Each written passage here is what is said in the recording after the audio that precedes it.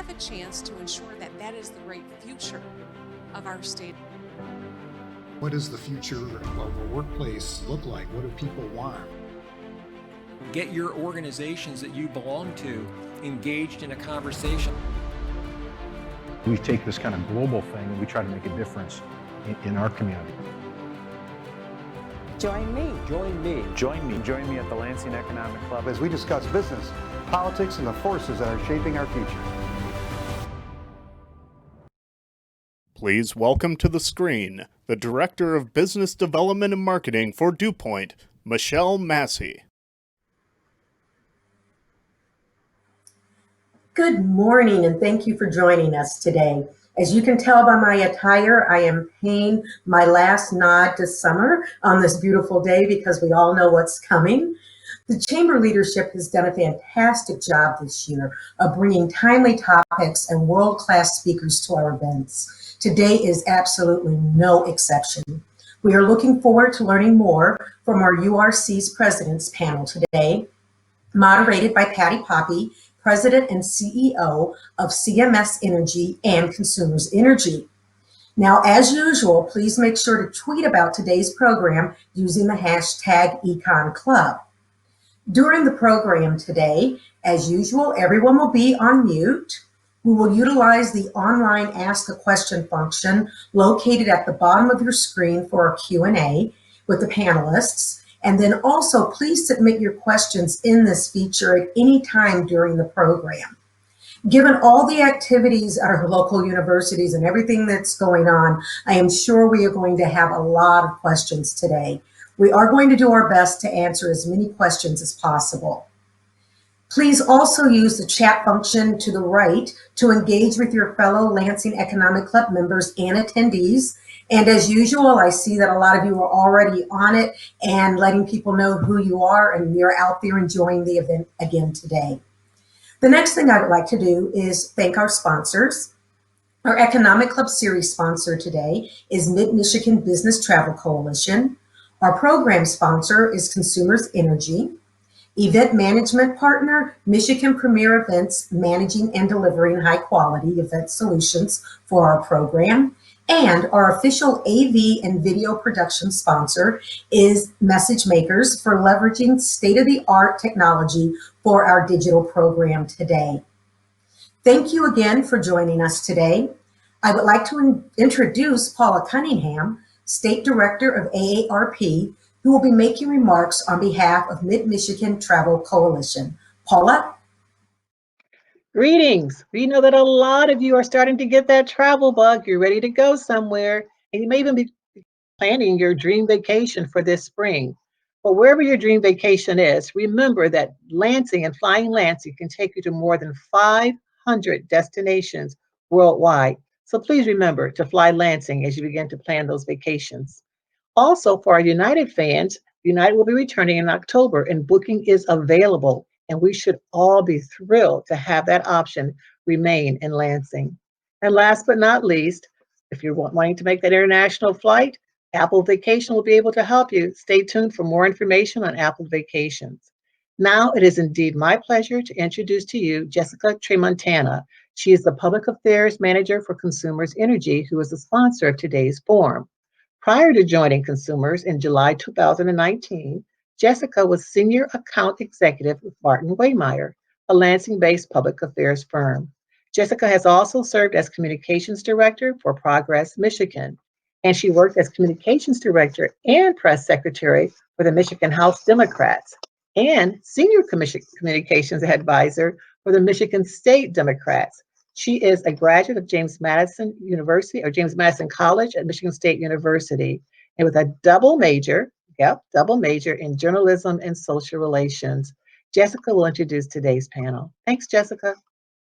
Michigan is where skis become anti-fog face shields. Our favorite brews become hand sanitizer. And a bit of simple fabric becomes a life-saving face mask. Small businesses have come through for Michigan, and Consumers Energy is coming through for small businesses. Learn how we can support your small business at consumersenergy.com.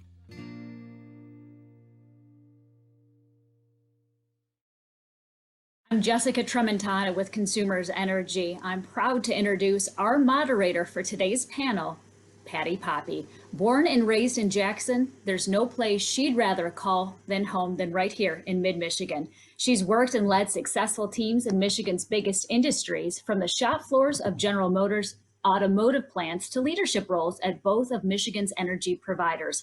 Patty proudly joined Consumers Energy in 2011. She's held leadership roles in distribution, operations, engineering, customer experience, and more before becoming our president and CEO in 2016. Since then, Patty has been a catalyst for positive and lasting change, not just at Consumers Energy, but throughout the state of Michigan. Her signature accomplishment is our nation-leading clean energy plan for Michigan. The plan seeks to eliminate coal, achieve net zero carbon emissions, and meet 90% of customers' energy needs with clean resources, all by 2040. Patty has said she was destined to lead Consumers Energy at this transformative moment in our company's history. I believe passionately in our company's mission, and I've never been prouder to be part of this team. Please welcome Patty Poppe. Thank you, Jessica, and thank you, Paula and Michelle, for having us today. It's always great to be with the Lansing Economic Club, and I think our panel today is really one that was worth tuning in for, so I don't think you'll be disappointed. You know, Michigan today needs its great public research institutions and universities more than ever, and we're bringing all of our resources to this fight.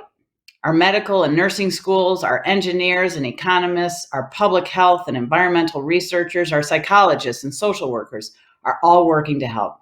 We're on the front lines of this fight, and the three universities that make up Michigan's University Research Corridor, the URC, Michigan State University, the University of Michigan, and Wayne State University. Scientific research and discovery are key to stopping the pandemic.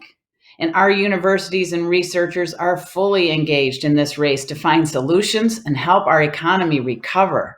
Our three universities have created more than a dozen new technologies available for license and pledged to accelerate the broad distribution of these innovations to prevent, diagnose, treat, and contain COVID-19, and to protect healthcare workers during this pandemic. It's not just what we're doing at our universities, but how we're working together. And with industry, state, and community partners can increase the impact. The three universities gathered today and that make up the URC conduct $2.56 billion in research and development and work together through Michigan's University Research Corridor, the only innovation cluster nationwide whose three universities are headed by medical doctors, which could not be more important than it is today. The economic and educational impact of the three URC universities is felt in every county statewide, and we are so blessed to have such amazing leaders at this time. And I am blessed to be able to have a conversation with all three of them here today. This is a special treat to have our universities gathered together. So I'm joined by the presidents of each of the universities, and I'll introduce each of them individually. And then I have some questions which I'll be asking, and then we'll turn it over to Q&A with our audience. So let's start with Michigan State. Michigan State University President Sam Stanley Jr., MD, is a distinguished biomedical researcher and infectious disease expert. As MSU's 21st president, he's focused on improving accountability, making MSU a leader in preventing relationship violence and sexual misconduct, and expanding the university's regional and global impact. Welcome, President Stanley. Patty, thank you so much. It's absolutely a pleasure to be here with you. And of course, it's so nice to be welcomed back to the Lansing Economic Club. It's a little different format than I did this last time. This is over a year ago. I was there, and we were in a packed room at the Kellogg Center. It was really a remarkable experience, and I had a chance to really get to know the members of the club for the first time at that meeting. And I'm so glad we have a chance to come together again, even under these very different circumstances. I'd always knew that my first year at Michigan State University would have some challenges. There's always challenges when you come to any institution. But this past few months particularly have been a test for all of us, I think, as individuals, for our organizations, for our region, for our state, and of course, for our country. And I think one of the things it has done, I hope, is really demonstrated how vital the URC institutions are to the state of Michigan and to the world. The work we do here is so important, I believe, and I hope in dealing with the pandemic. We are uniquely qualified to help deal with this. Our research efforts and the new knowledge we generate puts us at the forefront of approaches to the kind of big issues that the pandemic has posed. And our multidisciplinary nature, where we bring together experts in a whole series of areas, again, has made us powerful in terms of responding to this terrible pandemic. I'm so pleased that my colleagues are here with me today to talk about some of the responses that we've been engaged in. And I look forward to hearing from them and discussing with you all the ways in which we can contribute to this so important effort. Terrific. Thank you, President Stanley. And now I'll introduce the President of University of Michigan, Mark Schlissel, MD and PhD. He is a board-certified internist and immunology expert. Since becoming president, he's launched initiatives to promote the biosciences and precision health, promote academic innovation and poverty solutions, and make college affordable to Michigan families with limited means. Welcome, President Schlissel. Thanks very much, Patty, and it's really nice to be here with the Lansing business and leadership community. So, global pandemic, none of us expected it to happen now. We all knew that there'd be a pandemic at some point in our lives. It happens with some predictable frequency, but all of our universities have really been on the front line of the response. As you know, the University of Michigan has a large academic medical center, a big 1,000-bed hospital in Ann Arbor, and 80 or so partner hospitals all across the state, and millions of patients that look to us for care. And we basically dropped everything and took care of COVID-19 patients, as did the other healthcare entities around the state. But importantly, because we're a research university, our researchers jumped on the problem and seeking to expand our knowledge about the virus, how it spreads, who's most at risk, and of course, how best to treat and to prevent and to mitigate the consequences of this potentially deadly virus. What many people don't realize, though, is our universities are homes for great expertise. So in particular, we've lent our expertise to the state government, our School of Public Health and other medical experts from all of our universities, and been working closely with the state health department leadership and advising the governor about how best to confront the pandemic. And I give a shout out to the governor. I think the state of Michigan has done a very good job balancing the needs of the economy with the needs of public health. And they're getting very good advice from our universities. I'm very proud that we're involved in that. Finally, we're also trying to help the state get back to work by providing tools that enable businesses to get their employees back to work safely. So there's never been a more important time to take advantage of the great investment the state has made in public higher ed, and we're all very excited to serve. Well, we're happy to have you at the helm, President Schlissel. Now I'll move on to Wayne State. Wayne State University President Roy Wilson, MD, is with us today. He's an accomplished researcher in international ophthalmology and nationally recognized expert in health disparities. During his tenure at Wayne State, he has improved the university's 6-year graduation rate while increasing the size of its incoming classes, which has promoted an inclusive environment on campus and supported economic development in Midtown Detroit. I know Wayne State's an exciting place to be. Thanks for joining us today, President Wilson. Thank you, Patty, and thanks for everything you do for us today. I've never actually had the opportunity to be with the Lansing Economic Club. This is my first time, so I certainly appreciate that opportunity to be in Michigan State's backyard, so to speak, even though it is virtual. 95%, or at least well north of 90% of university-based research, particularly funded research, is performed at the 3 research universities, the URC. And so for a while now, the URC has been trying to send the message that research is important for the state, that it's a huge economic driver for the state and for our local communities. Low estimate is that for every $1 of external funding that's invested in the community through our research, that the local community gets about $7. That's a low estimate. I've seen estimates up to $23. So it's a huge economic driver. But the importance of research universities, I think, have become even more magnified during this pandemic with COVID-19.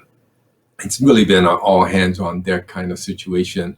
And as Mark already said, all of our researchers kind of pivoted and started putting a lot of effort into trying to focus on the issues related to COVID-19.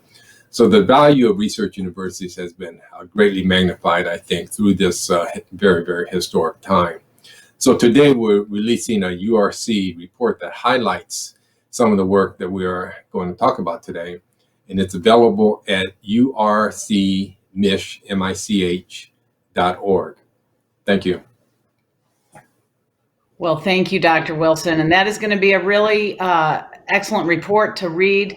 I did think it was interesting, President Schlissel, when you said we all knew that a pandemic was coming.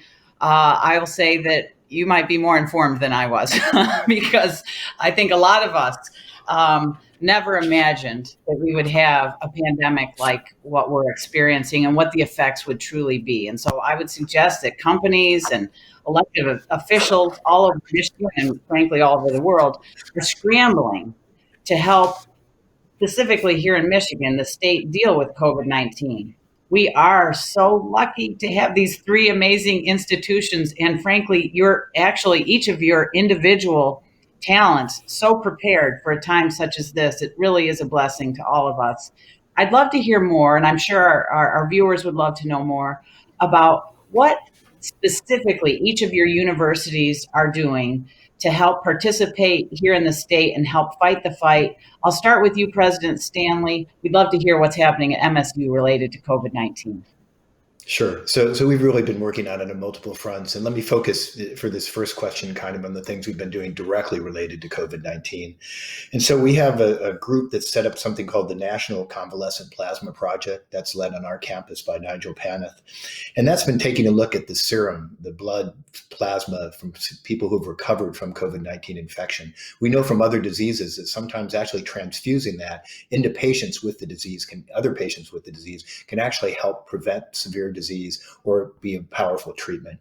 So what they've been doing is working with 170 physician scientists from 50 universities or hospitals around the country to identify those patients who've recovered from COVID-19, isolate plasma from them, and then make it available for experimental studies to see whether this is going to be an effective modality in treating COVID-19. For a disease which we don't have at this point in time a lot of great treatments, this approach is important, and we hope, of course, that it'll be successful.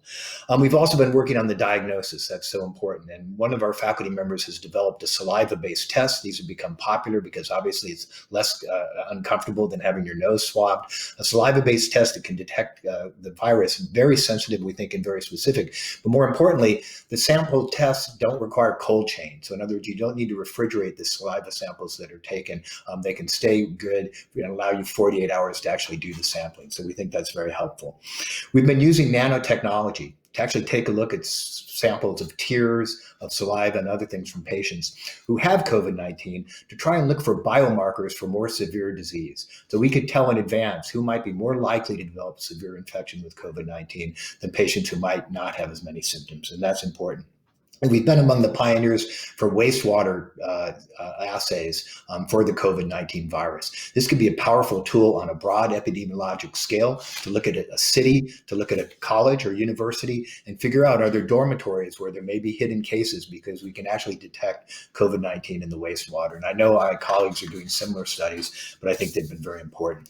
And finally, in something related, we've been working in Lansing and in Grand Rapids with the local businesses to figure out what are the areas where we still may have gaps. We know we had gaps in personal protective equipment that people needed for COVID-19. What are these areas where people have gaps, and how do we align what our businesses are doing with what the medical and scientific needs will be for COVID-19 going forward? And Norm Beauchamp, our Executive Vice President for the Health Science, has been leading some of that collaborative work, again, with the Lansing Economic Area Partnership in the right place in Grand Rapids. That is amazing, and I'm so glad we've had a chance today to learn about all of the great things that are happening at MSU. How about University of Michigan? President Schlissel, why don't you share some of the amazing things happening there too? Sure. What's really interesting, Patty, is unlike my experiences in the past, researchers from all around the country, relevant expertise, have really shifted the focus of their research. It's an unusual thing great sense of public spiritedness of the global research community, recognizing that we're all affected locally and we're affected globally. What happens in China obviously came here to affect us in Michigan, and what we do in Michigan affects folks throughout the country. So it's been gratifying to see the academic community focus their talents and skills and capacities on this problem. I'll just give a few examples. The university developed an MI Safe Start Map, a dashboard that the state is using for the purposes of transparency, so the public in different regions around the state can see what stage of the pandemic different parts of the state are in, and then in a corresponding way, businesses can open safely based on these metrics. In addition, we've pushed out a free app called MI Symptoms app. Many businesses are using this to allow their employees to themselves every day. You know, do I have a fever, a sore throat, a diarrhea, a head cold? You know, all things that might indicate COVID-19. So it's a self-app, and it gives you a little checkbox. And if the checkbox is green, you go to work. If it's red, you call the doctor. One of the ideas I'm most enamored of is the fastest way to get a drug to market isn't to discover a brand new drug, but it's to repurpose an existing drug. So we have a center at the University of Michigan called the Center for Drug Repurposing, where we try to discover new uses for existing drugs we already know the safety and dosage profile of, for example. We've got a bunch of scholars using artificial intelligence to sort through about 2,400 FDA-approved existing drugs and another 7,000 experimental compounds, looking for drugs that might be active against the SARS virus that causes COVID-19. And they've got some initial hits, and they're starting into studies on these things. Of course, like all of our institutions, we're involved in the testing of potential vaccines. So we're partners in some of the famous vaccine trials. All of our universities are engaged in that. And finally, our engineers have helped a microfluidic chip called a lab on a chip that will allow eventually a very small volume of blood to be tested for antibodies against COVID-19 that causes COVID-19 in just 15 minutes right at the point of care. And that'll tell us who's already been exposed and recovered. And the list goes on and on and on, but these are just some highlights, and all the universities are doing spectacular and creative work in this area.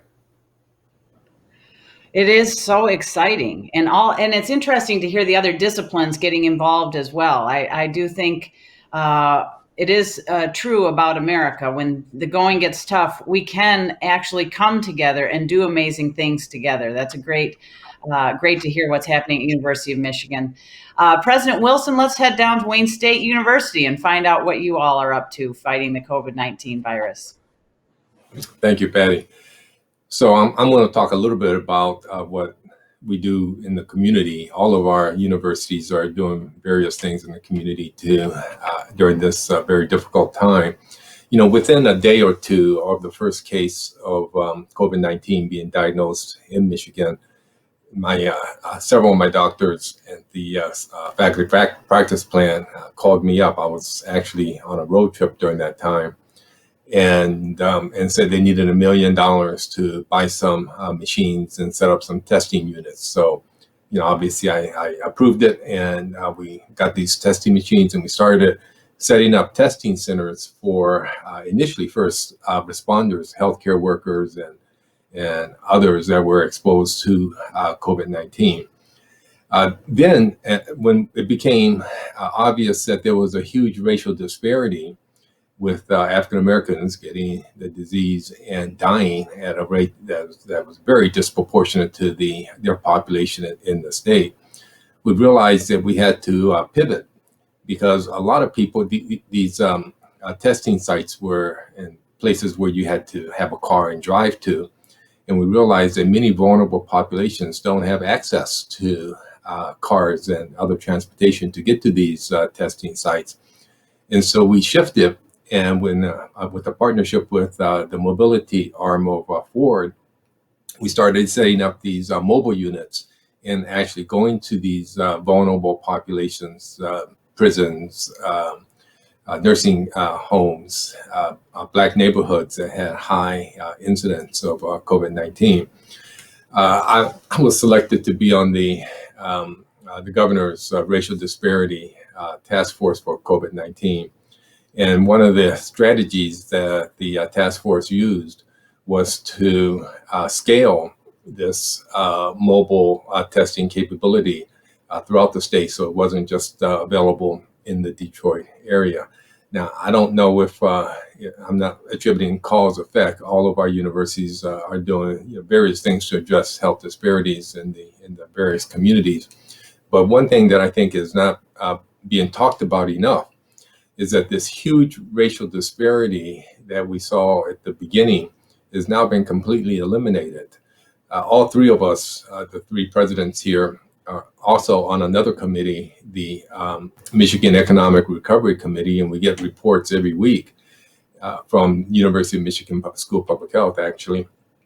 And data is pretty clear, and it's been pretty consistent now for 3 or 4 weeks, that this racial disparity that was so prevalent at the beginning of the pandemic has been completely wiped out. Again, not attributing cause effect, but I'm sure that the collective efforts of the committee, as well as everything that our universities are doing, are having some sort of effect. Well, President Wilson, you know, your research focus over your entire career and your preparation for this time has no doubt been critical in eliminating that disparity. I know even at our company, at Consumers Energy, I had several coworkers who lost multiple family members to this disease. And the disparity was very distinct. As you know, our company serves the whole state, and the sort of tale of two experiences that were happening across the state.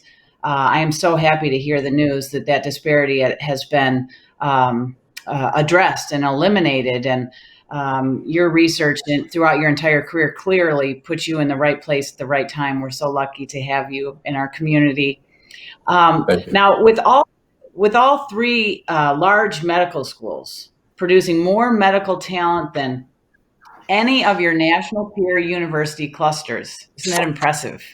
You know, a university health system in Michigan medicine and more than 80 partner hospitals. What have your universities been doing on the front line? President Stanley, let's start with you and MSU.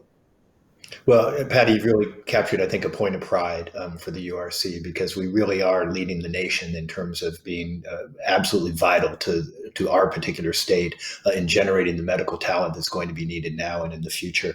And I think one of the things we're all proudest of is that with backing from the state of Michigan, which allowed us to do this, the URC medical and nursing schools graduated thousands of health professionals early last spring, so they could be available to go to the front lines where they were needed, particularly in the state of Michigan. And to remember, this is at the real clinical peak, essentially, of the outbreak in the state of Michigan, particularly in Southeast Michigan. So we were so proud that our students were willing to come forward, graduate early, just so they could contribute in this way.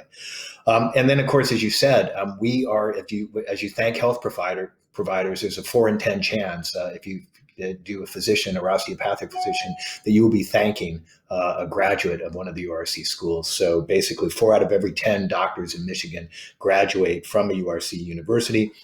And together, as Patty said, we graduate nearly 2,500 medical professionals in 2018. So a major portion of the people who graduate in medical school and who are going to practice in Michigan. And that's the most for any research university cluster around the nation. So if you look at other research universities clusters, we're number 1. And we have the most nursing graduates as well. So we're an important part of the healthcare infrastructure for the state of Michigan, and we're proud of that. Well, anybody who knows me knows that I'm always happy when Michigan is number 1. And so it's awesome that collectively we are preparing people to serve at not just this time, but obviously into the future as well. President Schlissel, how about University of Michigan? Sure. So, I want to reach back to something Roy Wilson was talking about a moment ago in an effort really to provide some good news. We're in an era of such consistent bad news that I like to try to balance that out a little. And there's a very vibrant discussion going on around our country about structural racism. And if you know of what structural racism is, it's the African-American community having a 3-fold mortality than the non-Black community or the white community in the setting of COVID-19. And the source of optimism is exactly what Roy was talking about, is that with the recognition of the problem and the provision of targeted healthcare at the same level the rest of the state has come to expect, we can actually mitigate the consequences of the inadequate healthcare that certain segments of our population receive. So although it was striking and discouraging, this disparate effect of the pandemic on the Black community, it's encouraging that once we recognize these things and call them out, some of these things we can actually fix and fix in short order. So, kudos to Roy and the other docs that led the way on mitigating this. Our health system at its peak, our hospital had about 250 inpatient COVID-19 patients, and we completely changed the orientation of the hospital. We stopped doing elective procedures, we stopped doing elective surgeries, and nobody batted an eye. And the healthcare, when the disease was still pretty poorly understood, truly did, risk their own personal health taking care of COVID-19 patients. Turns out that it's actually quite simple about preventing COVID-19 transmission to healthcare workers. If you stringently follow masking and gowning and gloving procedures, and you presume that every patient you encounter might be infected, you can protect yourself. So we actually did a study of our own healthcare workers by looking at antibodies in their blood against the virus that causes COVID-19. And only about 1.5% of them had antibodies in their blood, indicating that they had actually been infected at some point by this virus. The communities they live in, that number is closer to 2.5%. So the frequency of having been infected with COVID-19, the virus, is less in our healthcare workers than it is in their neighbors in the community. So you really can protect yourself from this with relatively simple techniques, and that's really good news. And the final thing I'll mention is when we converted the hospital to really take care of patients with this infectious illness, we still had a commitment to take care of patients with every other illness, and we started using telemedicine much more effectively. And that's going to be one of the lasting consequences of the pandemic. The fact that we've climbed the learning curve, our patients have, and we can do many routine medical visits and follow-up visits on an iPad or over the phone. And that really helps healthcare reach people that have limited mobility. Certainly nobody likes to drive into Ann Arbor to try to park at our health system in the middle of the day. So there are all kinds of long-lasting benefits of embracing medicine as a consequence of having to change the way we deliver healthcare. Yeah, there certainly are some things that we have learned that will be permanent. And I'll say, to your point, President Schlissel, about people being able to protect themselves. I know at Consumers Energy, my team has been on the front line since the beginning as well, not serving patients, but making sure we had electricity and natural gas across the state of Michigan. So they've been working this whole time in our power plants, at our compressor stations, in our dispatch centers, our warehouses, in the field, our line workers and gas workers. And we have had 1/3 of the case rate that the state has experienced in the broader population. So I do think a safety culture and a sense of smart safety practices we can protect one another. And so I'm so happy actually to hear that your staff and your doctors and nurses have been able to stay safe during this time.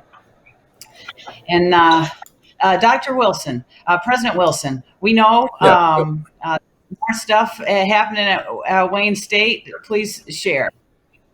Sure. And by the way, whether it's President Wilson or Dr. Wilson, I just about answer to anything. So it's okay.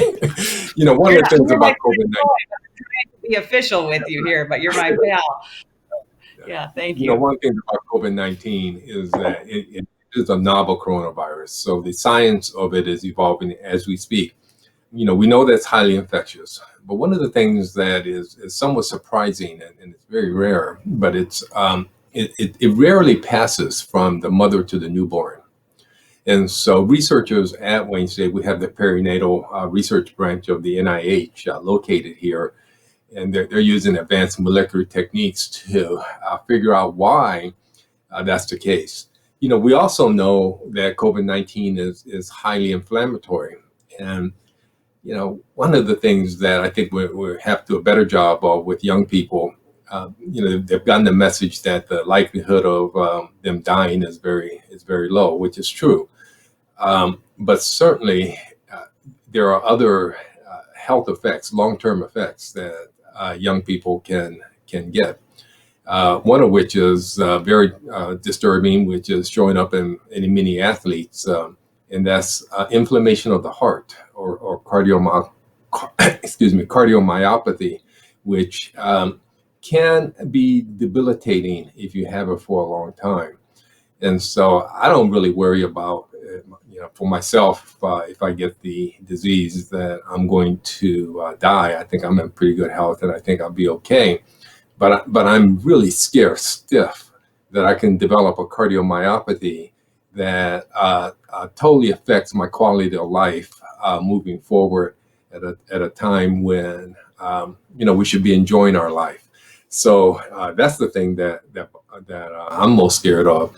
And these long haulers, as this come to be known, there's a lot that's not known about them. And so we've got a team of researchers really looking at these individuals and the long-term effect of COVID-19. A number of other things going on as which is similar to the other universities. We're in partnership with 4 metropolitan Detroit hospitals to bring large-scale drug trials to Southeast Michigan, and spin out. Aveda Biosciences applies sophisticated genomic software to guide COVID-19 vaccine development. And I know that the other university is also very much involved with vaccine development. It's very interesting to think about the long-term effects. And you've made some really important points there, President Wilson. We have a lot to know and learn about how this is going to linger even after a vaccine. So I'm, again, pleased our amazing universities are prepared to help us learn through that. It is interesting to me that all of you are medical doctors.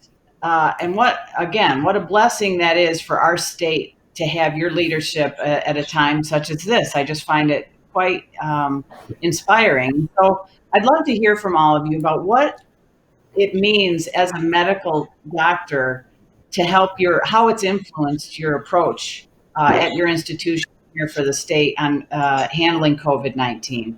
President Wilson, let's start with you. Sure. So, as was already mentioned, Sam is an infectious disease expert. Sam and I went to medical school together. We were first year medical students, so we've known each other a long time. And certainly Mark is an immunology expert, and I have my training in both epidemiology and health disparities, as was mentioned. But, the common denominator for all of us is that we did go to medical school.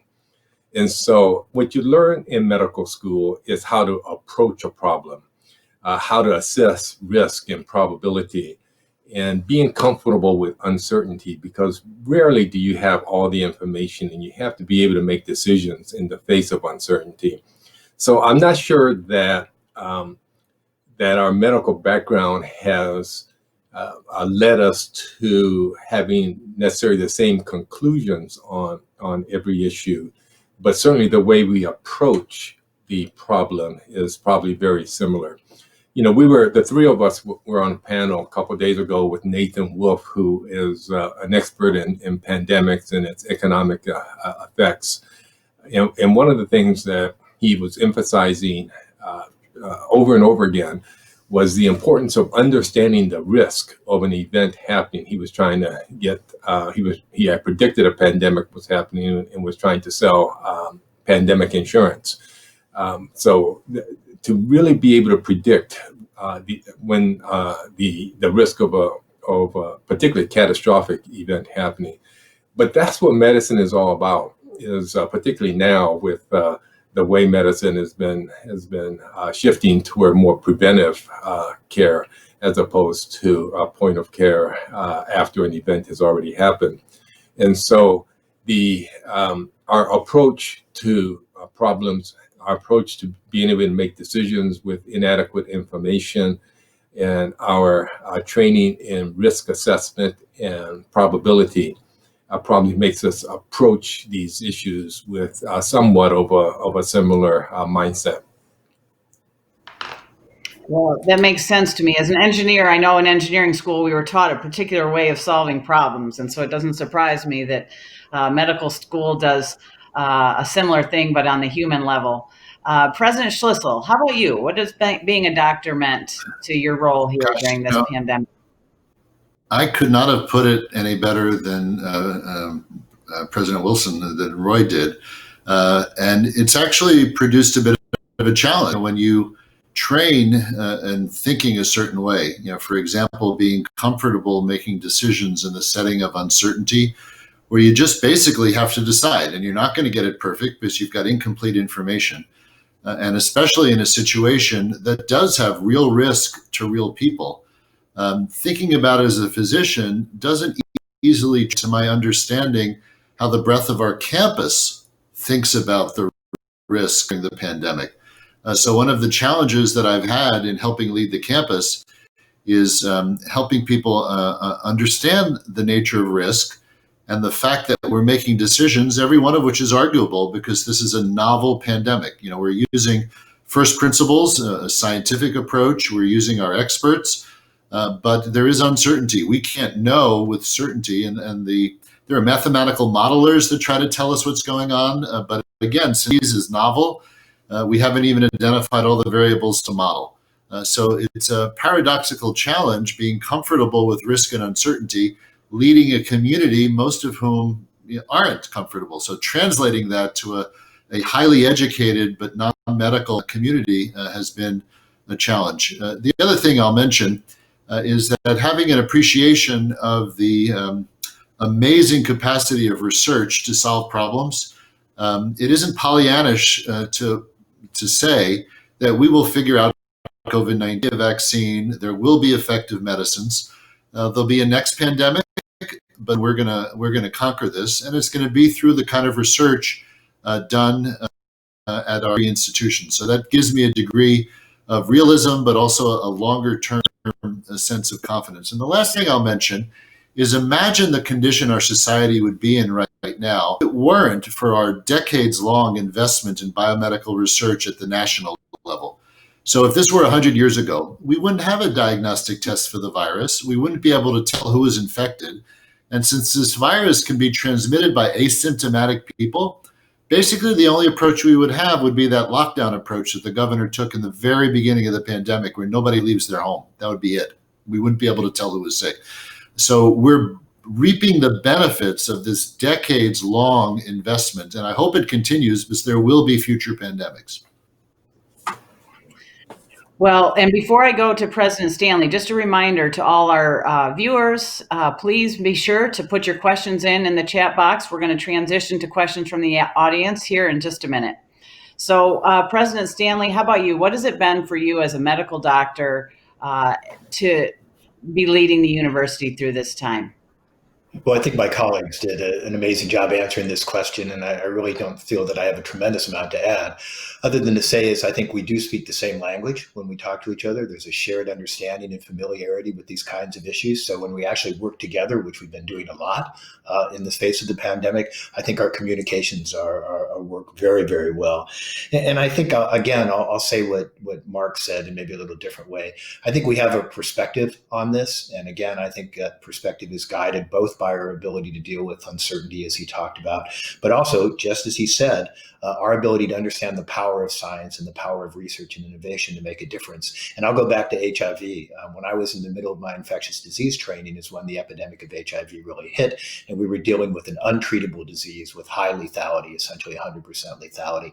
That has changed just by the biomedical research we've done, by the innovative work that has been done by research universities, by pharma, to what is now a manageable chronic disease with normal lifespans achievable for people. So that's the kind of power the research universities and the pharma industry and everything we do at this nation, and the investments, as Mark said, we've made in NIH and other agencies has brought to us. And I think if we harness that again, we will get the same type of result for COVID-19. I don't know whether we'll have a perfect vaccine or a not quite perfect vaccine, but one way or the other, we will change the dynamic with this virus, and that will happen. Well, it gives me confidence to hear your proclamations. We do have some questions from the audience, so I'm going to switch gears here a little bit. So our first question from the audience says, what are the universities doing to stop the spread of COVID into their communities from their students?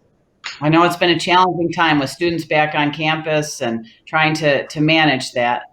I'd love to hear. Let's start, President Stanley, with you at MSU.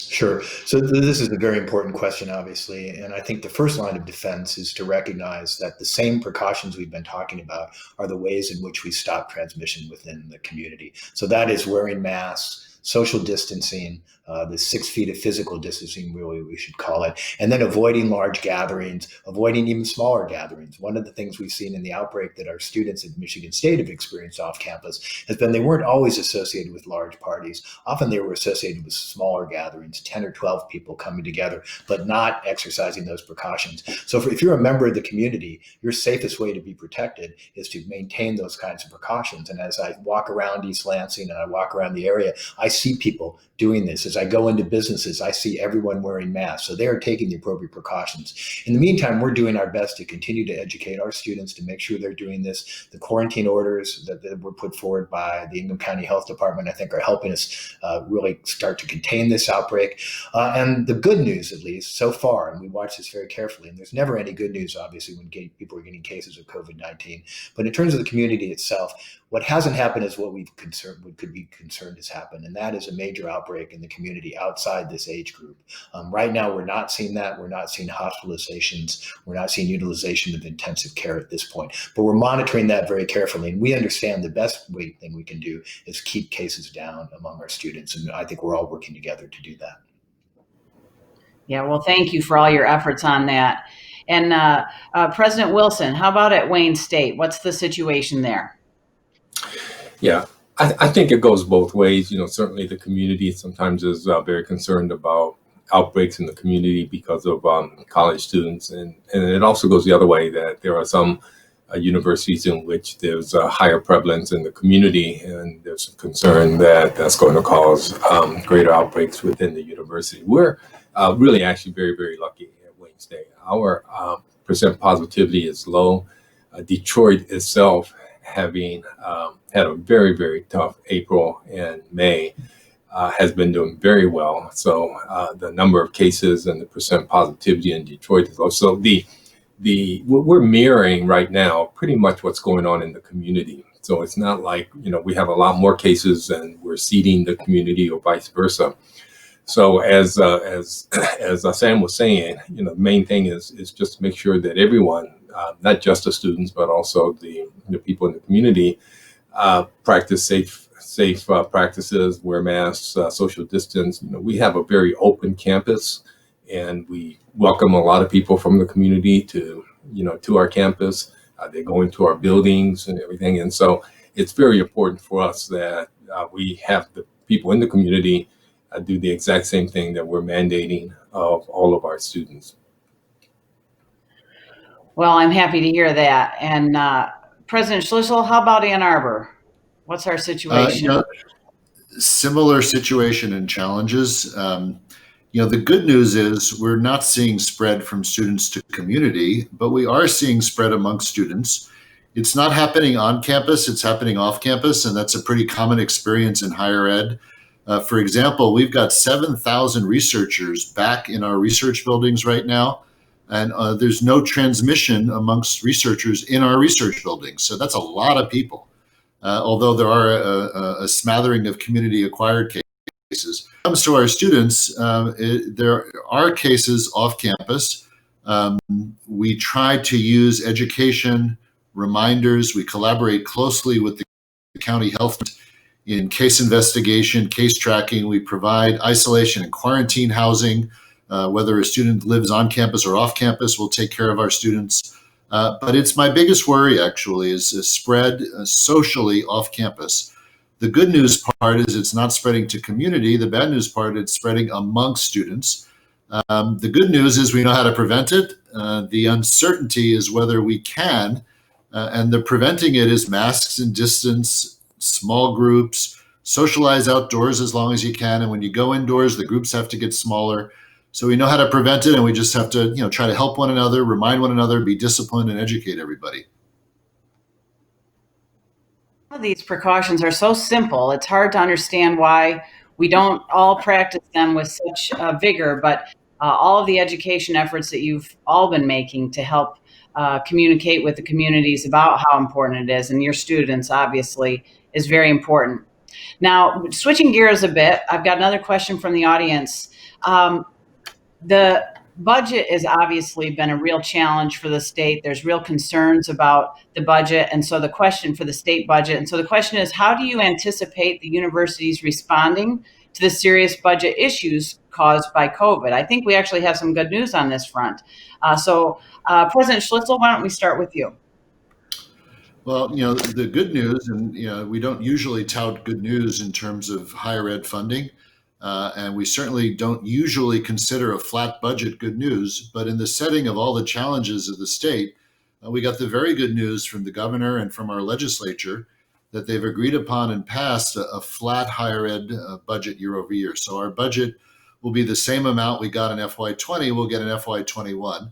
And considering the challenges the state has and all the uncertainty it has around the state's economy, that is a wonderful thing, and I want to thank the legislature and the governor. It was really a collaborative recognition of the importance of higher ed, and it'll make it easier for us to do everything we can to keep our students in school despite the challenging economy. So that is good news, and it expresses the priorities of the state and the legislature, and I want to certainly personally appreciate them, say my appreciation for them and my respect for them being able to do that.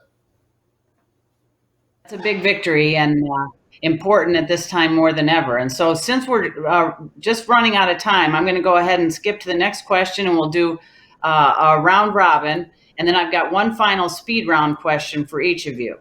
So I've got 2 questions left for both of you, for all 3 of you. The second to last question, when do you anticipate our students can get back to the classroom, both at the university level and K through 12? Let's start with you, President Wilson. Yeah, well, certainly both K through 12 and universities, there are already some universities and school districts that are doing that with, obviously with modifications. Most, I think, are not, or at least with, rare exceptions are not. The truth of the matter is that this is going to be with us for a while. I anticipate that the next semester, the winter semester, will be basically the same as it is this semester. I'm hoping not, but people are anticipating a vaccine at some point. It's going to take a while to disseminate those vaccines. So my guess, if I had if I was a betting man, I would say next fall semester is going to be much more like normal than the winter semester. Okay, well, that's a little depressing for a lot of us, but I appreciate your realism. And President Stanley, please, what's your prediction for MSU and for the K-12 through the rest of the state? So I think my former classmate is on target. I think that's a very reasonable prediction.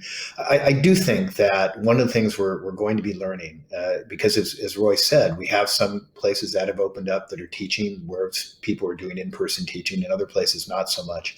We're watching what's happening there.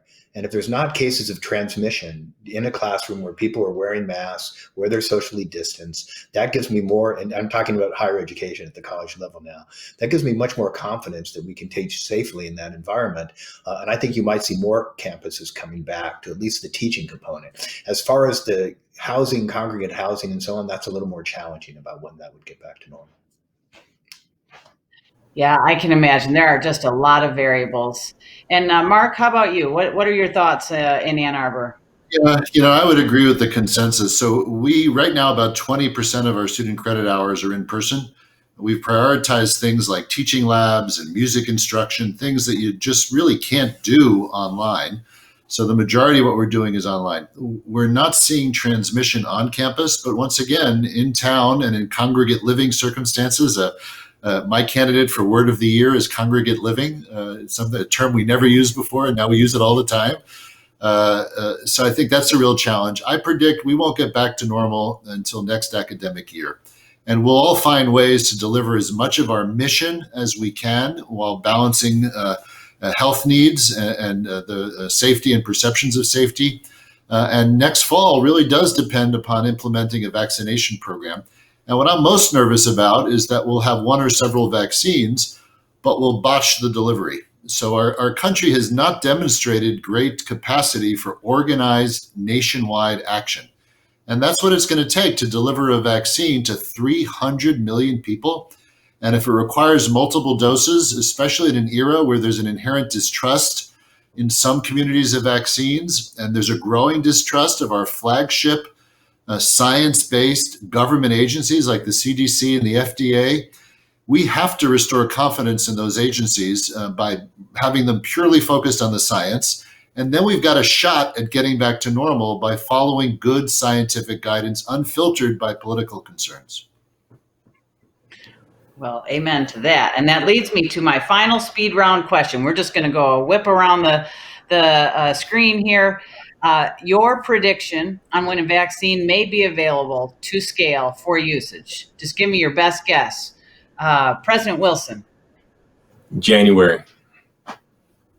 Okay, President Stanley. I think it's a little optimistic. I would say more in the middle of next year of 2021. Okay, and President Schlissel. I think there's a chance that frontline healthcare workers and other people with unusual risk might get vaccines early in the year. But otherwise, for plain old regular people like us, I think mid-year is a reasonable hope and expectation. But also, before I give up the floor, thank you, Patty. You've done a great job with this. This is one of the more fun discussions, and we've done this a lot. And your questions are great, and your mode of managing the airtime and everything. So you're really a great public servant as well, even though you're a leader in a private sector. So thanks, Patty.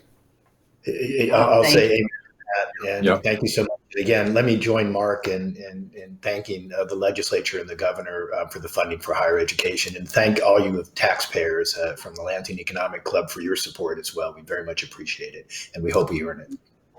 Ditto for me. Those are great. Yes. Anything else, President Wilson, you'd like to close with? You can have the last word.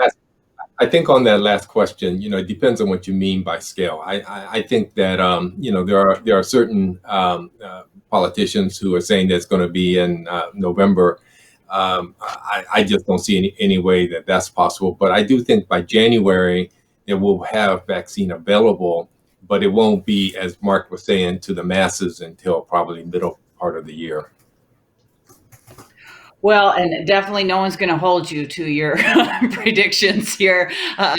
But I will say that, of course, everyone's fingers are crossed, and we know our great universities here in Michigan are part of the solution. It has been such a pleasure to be with all three of you today. And I really, truly, on behalf of the people of Michigan, and frankly, the people in our nation, thank you for everything you and your teams have been doing.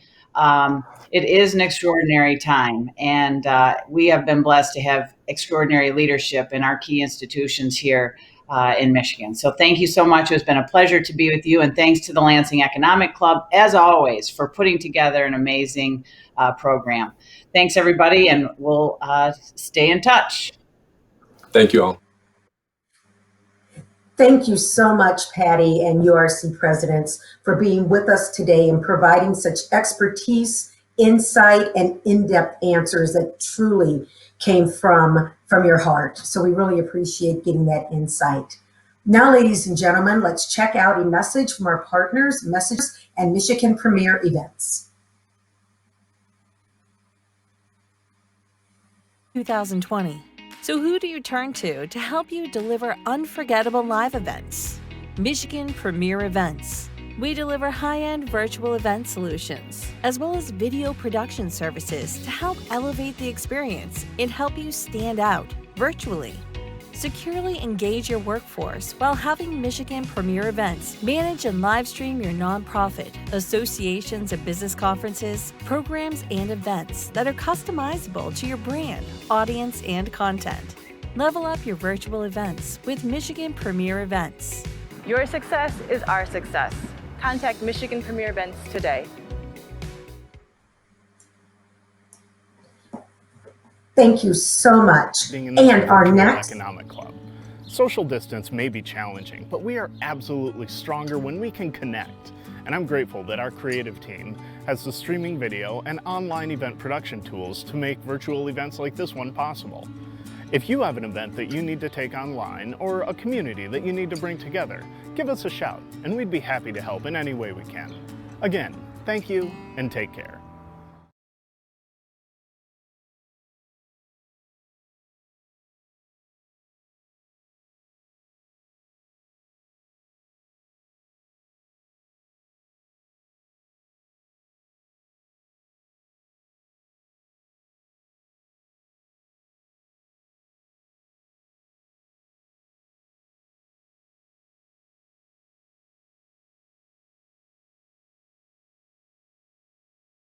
of the contribution hunting has on the state.